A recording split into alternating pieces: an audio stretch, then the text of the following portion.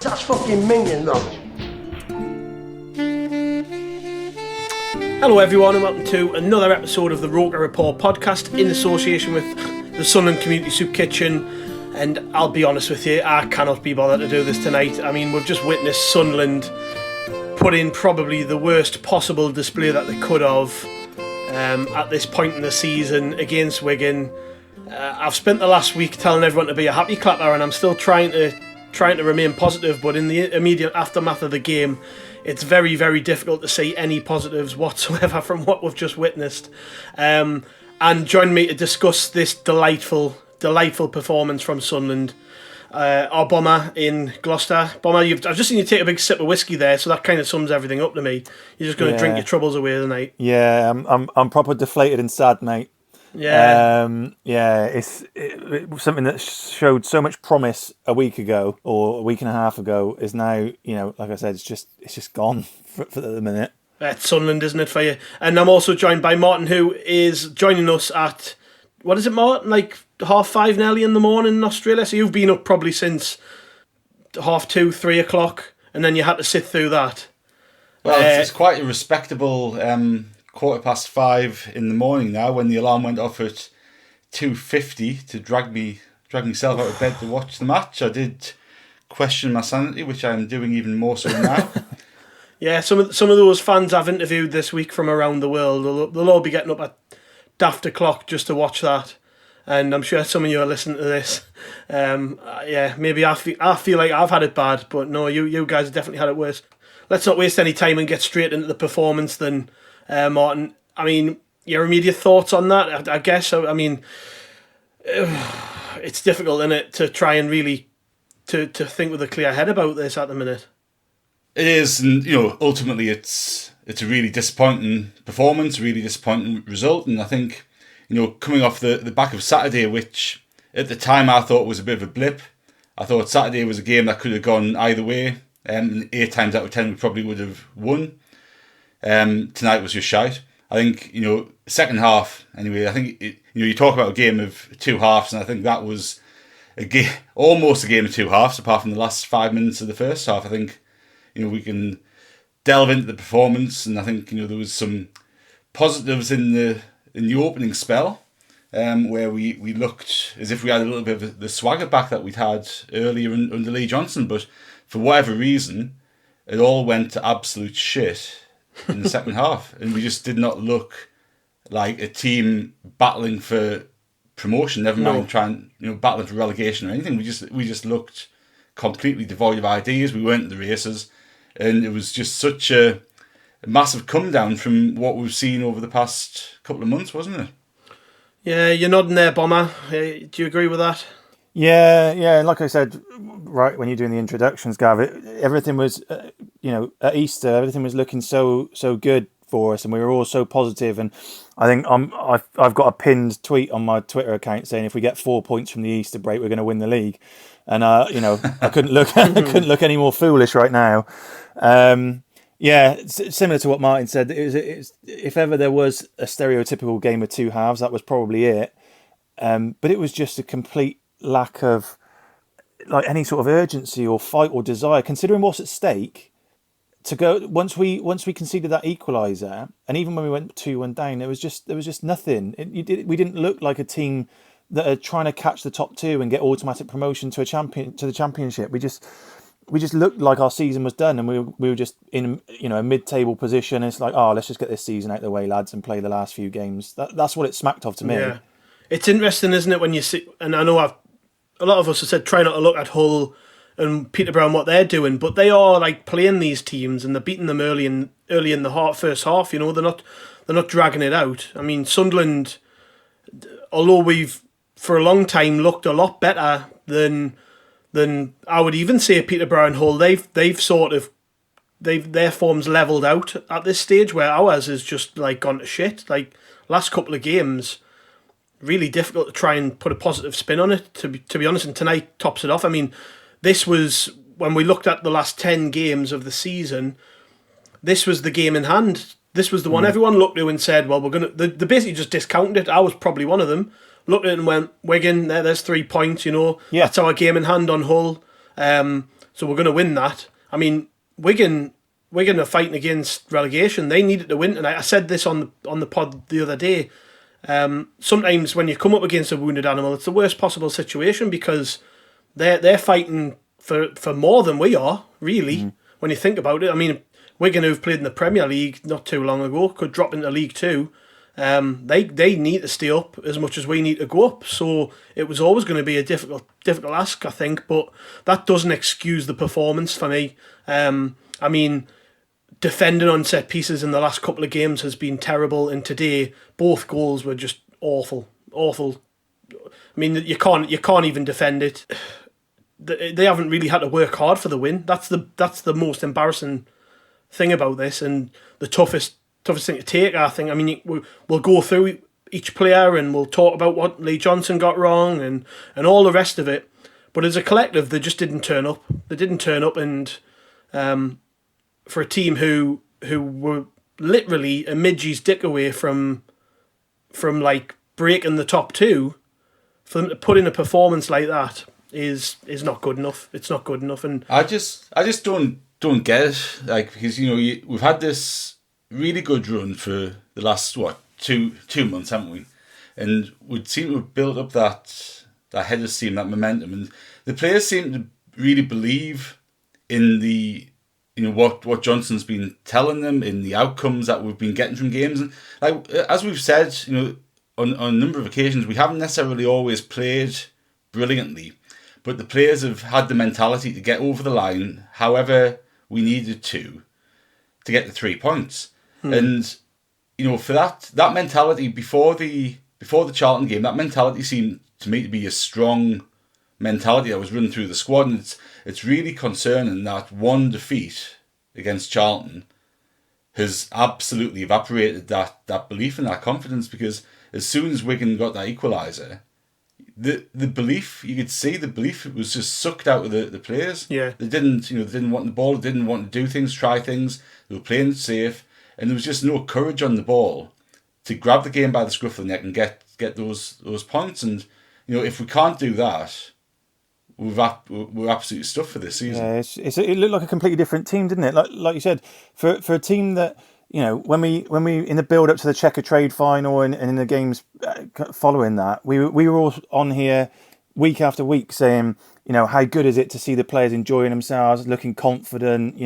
We as fans, even if we went behind in a game, which in that run was relatively rare, but even when we went behind, we just had every confidence, and the players looked like they had confidence to get back into it and come away with 3 points, even going a goal down or going up and then being equalised against. But the last 2 weeks, it just looks like it's a completely different team. It looks back to that team that goes a goal down and ends up scratching their head and wondering, what the hell are we going to do now? Okay, we'll go through the 4-word reviews. I gave everyone an extra word tonight because I knew there would be swear words in there. To insert an expletive, yeah. Yeah, so you've got to give people an extra word when they're going to be swearing. So we'll quickly flick through some of those. Lemmy Finnegan says, Sunderland did a Sunderland. Matt Paget says, useless, shambolic, see you next Tuesdays, knobheads. Mark from Ithic says, fuming, McFume face, fume factory. Daniel Jenks says, Parky in Johnson suit. Ooh. Pablo New Tavern says, fuck you, Phil Parkinson. Glenn Fess says, horny for League One. David Hamblin says, prolific at Wembley nowadays. Tom Moore says, the balls have shriveled. Gaz Fisher says, see you next season. Thomas J says, huge opportunity fucked completely.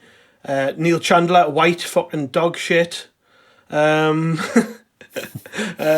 Fryatt, biggest bottle jobs possible shite.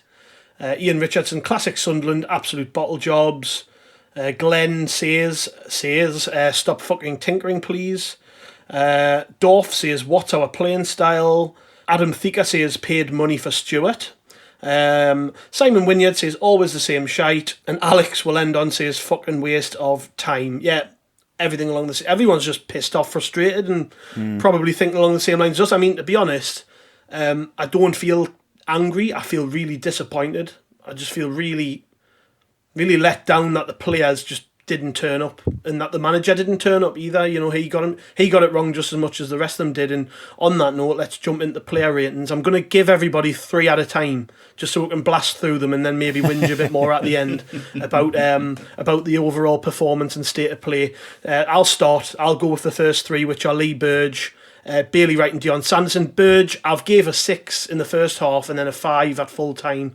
I don't really know why I gave him 5. I think it's just because he conceded 2, but I wouldn't say he was at fault for either goal. He was really let down by the defence in front of him today, I think. Bailey Wright, considering it was his first game back, I think I've probably been a bit nice to him and gave him a 5. I've seen a few people slagging him off on Twitter at the end, and they were probably right. He didn't play particularly well, but then he was thrown in at the deep end, coming in for Conor McLaughlin during the warm-up, and probably didn't expect to play more than maybe 10-15 minutes at the end. So considering he came in, I think the first half he was a bit of a threat in their box, but you could probably attribute some of the blame for that first goal to him, so I've got him down as a 5. And Sanderson, I thought, again, like Wright, was poor for the first goal, went missing. And that's probably one of the things that's went under the radar the last few weeks. Dion Sanderson's not been as good as he perhaps was when we were on a good run, which is understandable. He's a young player, so his form's going to drop if the whole team's does. But yeah, I don't know if anybody disagrees with those marks at all. I think it's difficult to mark the defence today, considering we conceded 2 crap goals. No, well, I gave Wright and Sanderson both 4s, because I thought they were poor. I've not given Bailey Wright the credit that you perhaps have for coming back in. And Lee Burge, I gave a 6. I said nothing to do with either of the goals. Just offered very, very little protection, and he can ask questions of his defence. Yeah, okay, you can take the next 3 then, Bomber. We've got Luke O'Nien, Denver Hume and Josh Scowen. That was Denver Hume's first start since he returned from injury. The other 2, probably, yeah. Yeah, so I'll start with Hume because that's probably the highest mark of the 3. It's still a 6. Some of the notes that I've got, I said you can still tell that he's bringing that sharpness back. He wasn't as effective or as direct as pre-injury. But you can see he's getting there. There are times on the ball where he's looking all right and he's looking to go direct. I thought he was all right defensively. I don't think he kind of threw any major ricks or errors in there, but he's just not as effective as he was pre-injury. But that's going to come. I can't really pick him out for anything in particular that he did wrong. So it's a 6. The other 2, so a 9 I've given a 4. For me, O'Nien, whenever he has blamed for a goal, and he's probably been at fault for 3 of the last 4 goals that we've conceded, it always is from the exact same thing. So he's either got too tight to his man, yeah, and been turned far too easily. Like that goal, I forget who scored it now. The first Wigan goal. He's just too tight to the man, and he's taken a touch half a yard to the side, and he's kind of like half volleyed it in, and 2 or 3 goals we've conceded that way, and it's all been on the back of Luke O'Nien getting too tight and over committing, trying to win the ball. I think Danny Collins has mentioned it on the commentary a couple of times as well. Yeah. So yeah, it's a 4 from him. Poor was marginally better out at right back than at right centre back or left centre back, wherever it was he ended up playing. But yeah, not very good from him at all. And who was the other one? Gav? Scowen? Scowen, yeah. Yeah, so I've given Scowen a 5. I've put plenty of industry, lacking quality. Scowen's never going to, I've said this before, Scowen's never going to be a 7 or 8 out of 10 player on these ratings anyway, because he just doesn't, he's not that sort of player. But the things that he does do well, he wasn't particularly great at. He was okay at, but he wasn't particularly great at. But yeah, plenty of interest in industry, lacking quality, 5 out of 10. Max Power, Jack Diamond and Aidan McGeady, Martin. Power was yanked off pretty early after playing poorly, but... Or is that like that Rodney Marsh story when he played for... Was it Rodney Marsh when he played for England, and he said... The manager had said to him, if you don't play well in the first half, I'm going to pull you off at half time. He said, well, at Man City we only get oranges.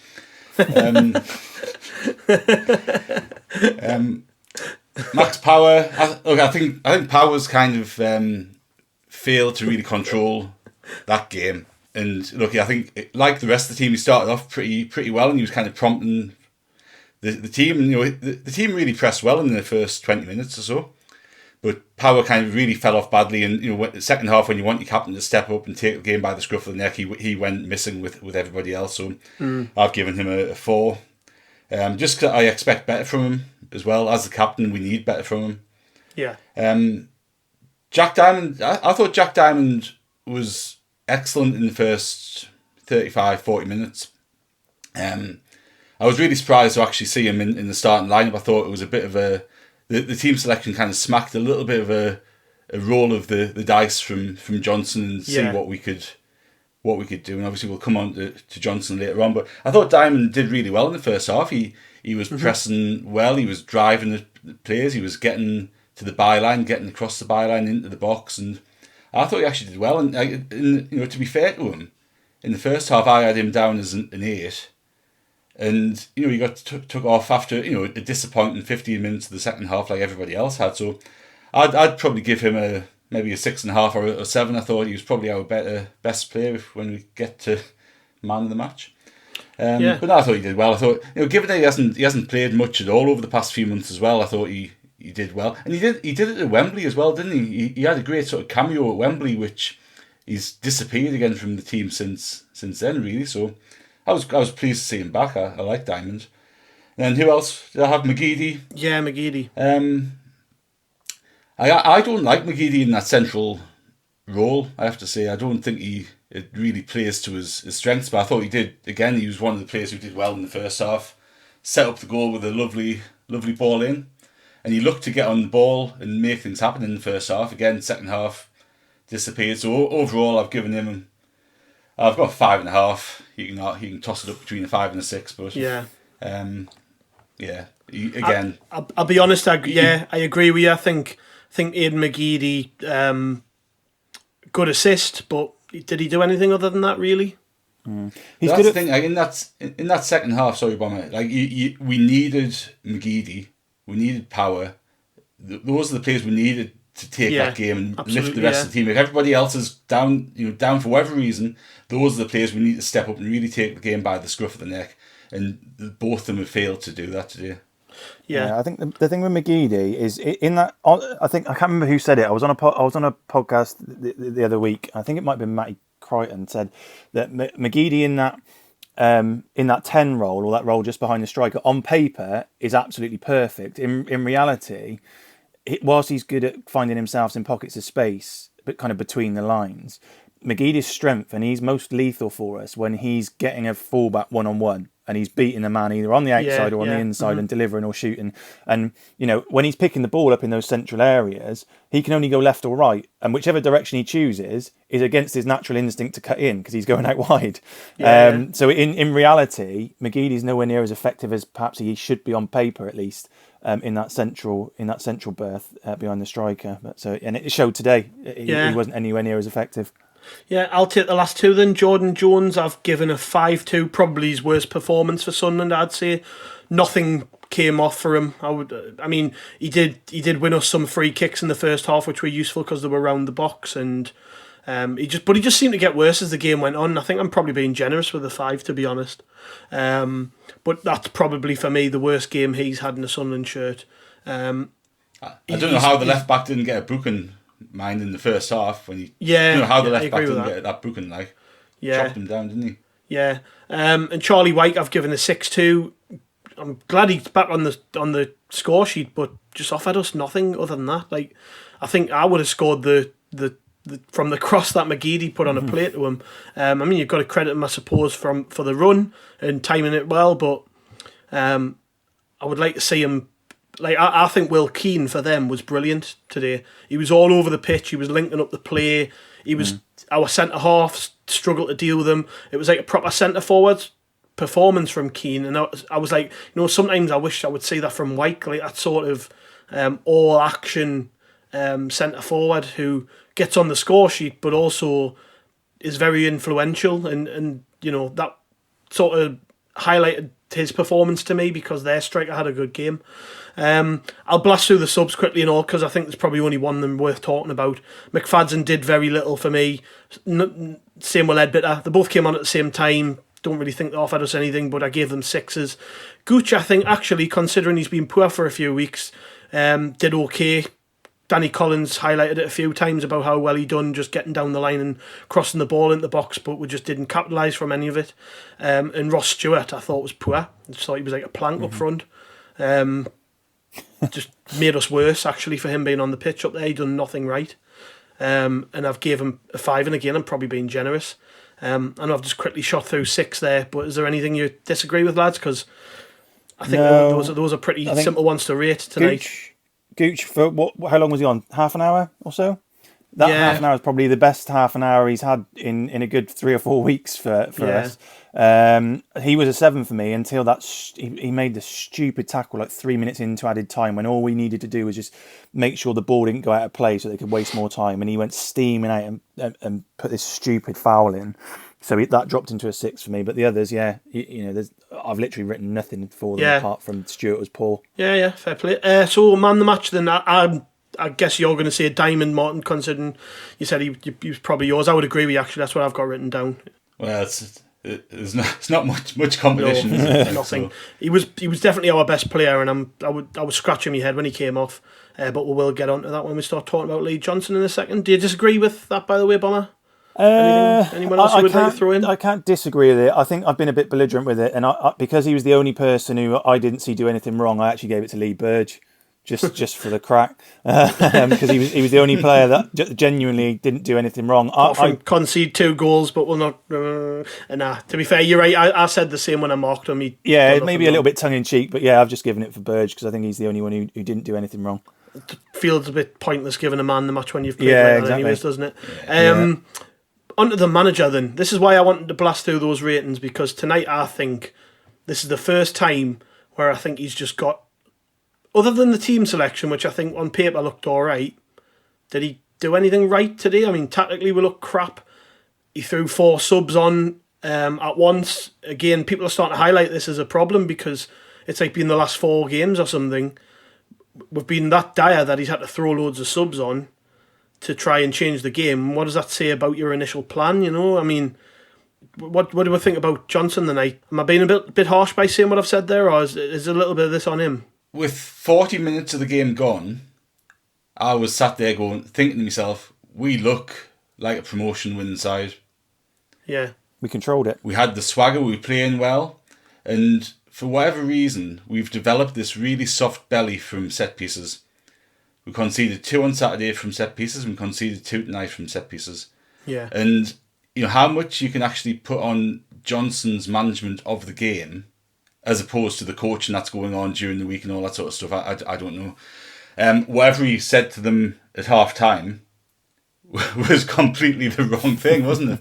Because we looked absolutely dire in the second half, and whatever he said to them to spur them on to go out and because that was a must-win game. Let's make no bones about that. That if we want to go up automatically, tonight was a must-win game. We haven't done it. So that half-time team talk was the biggest test of his career at Sunderland to date, to my mind. Yeah, and he's categorically failed it because we looked appalling in that second half. The 4 subs thing, it's almost like when Parkinson got into that, he stumbled upon a formation, stumbled upon a starting 11, and he didn't want to change it because he thought, that works, brilliant, we'll keep doing that. And, Johnson, the 4 subs paid off for Johnson against Peterborough. So he's tried it on Saturday, it didn't work. He's tried it tonight, it didn't work. And if you happen to make 4 subs after 60 minutes of a game 3 times in a row, you're not getting something right to start with. Yeah, totally right. Anything to add there, Bomber?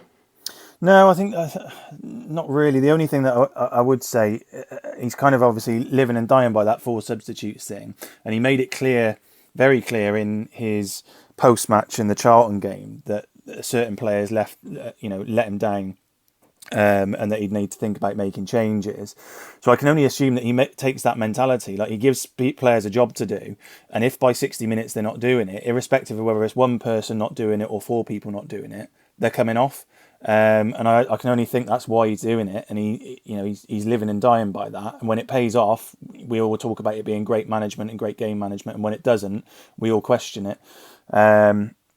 time will tell whether or not it's a good tactic or not. Because if we win more games than we lose by him doing it, it'll be good management. But yeah, I was left scratching my head today by some of the decisions. It was definitely one of his poorer tactically, certainly second half. And like Martin said, whatever he said to them at half time obviously sent them to sleep because they just were not bothered.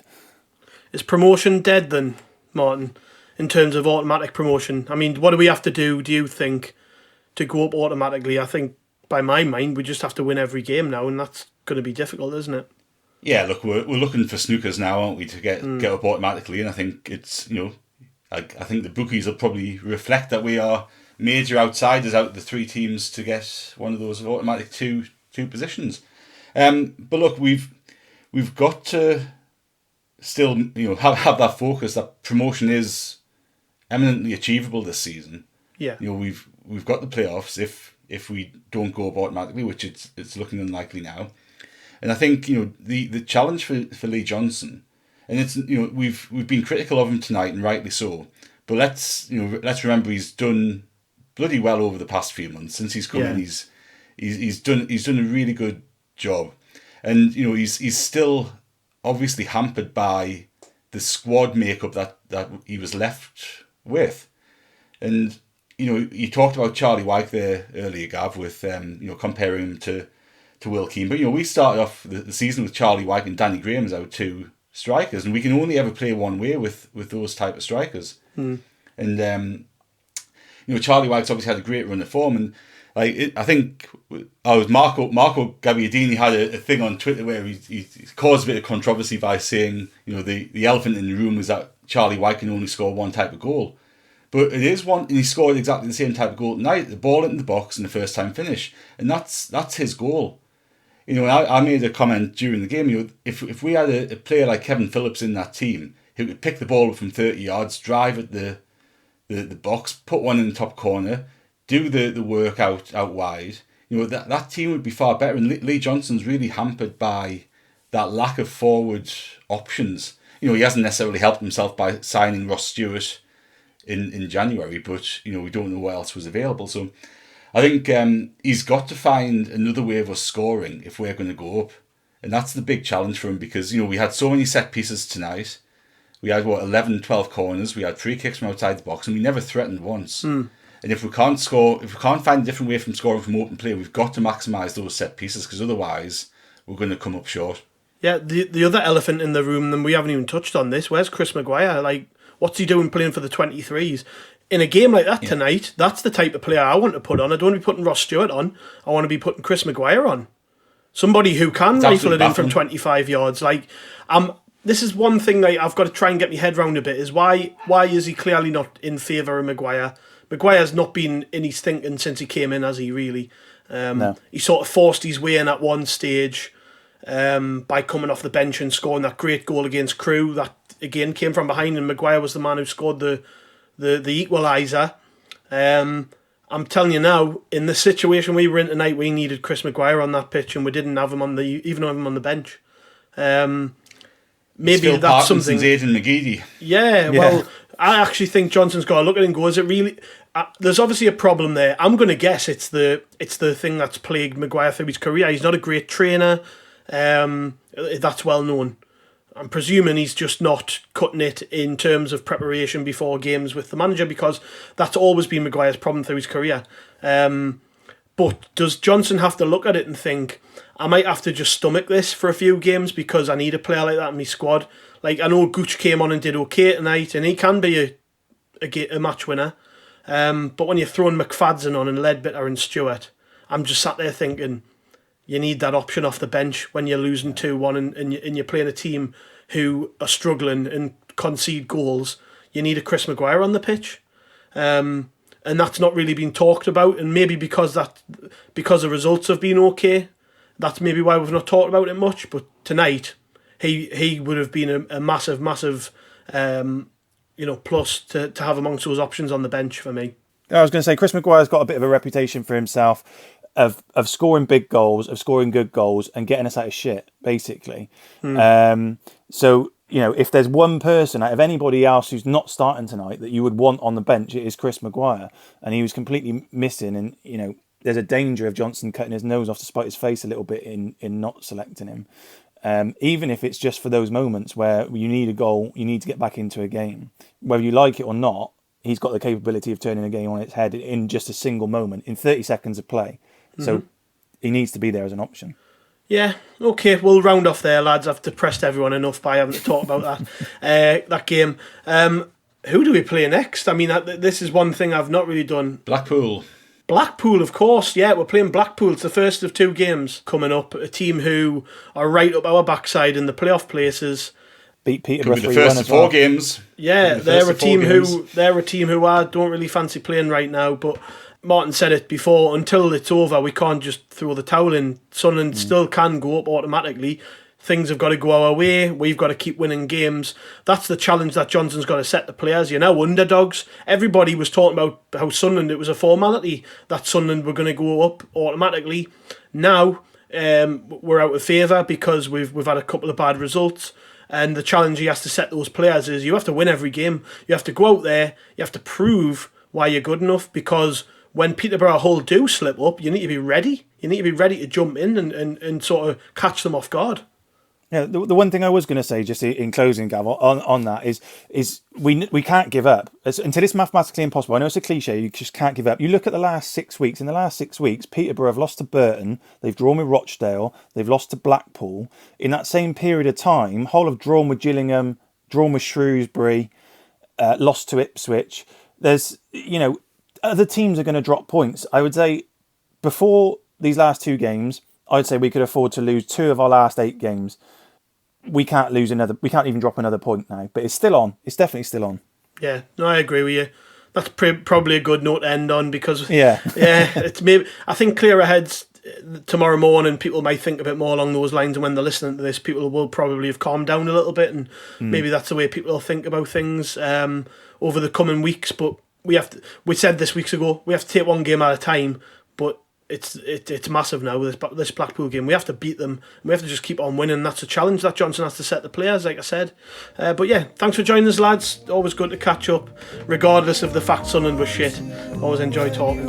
And thanks for listening, everybody. We'll be back at the weekend. Cheers. Don't give up.